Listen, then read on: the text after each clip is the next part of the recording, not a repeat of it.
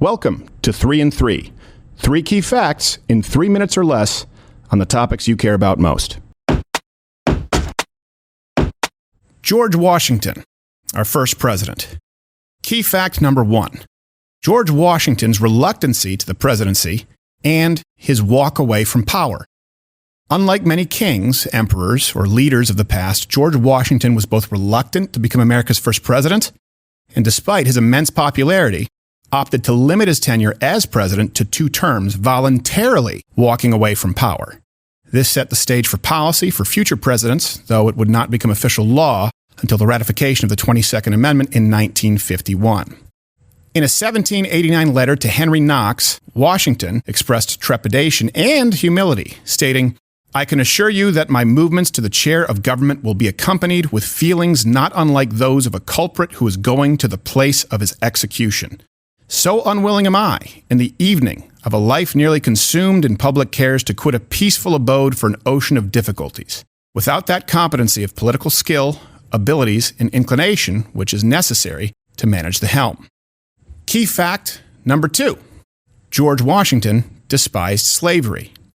Although George Washington inherited slaves at an early age and maintained ownership of the slaves throughout his lifetime, his views toward the institution of slavery changed dramatically over the years.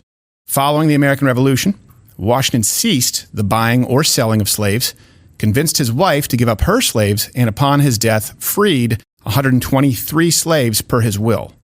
Furthermore, the slaves that were too elderly or unable to care for themselves were actually to be cared for by Washington's estate in perpetuity. Even more, Washington's most trusted confidant during the Revolutionary War was an enslaved man named Billy Lee, and many believe this played a large influence. Key fact number 3. Washington's farewell address. Each year, to this day, George Washington's 1796 farewell address is read aloud in the United States Senate as a reminder of Washington's vision for America. In his letter to friends and citizens, Washington warned of the threats that regionalism, factionalism, and foreign intervention would continually pose to our constitutional republic, which was necessary for you, the people, to preserve, regardless of who was in the White House. The basis of our political systems is the right of the people to make and to alter their constitutions of government.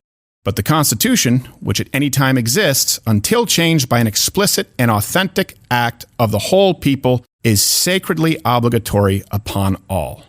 To date, the United States Constitution stands as the oldest active constitution in the world.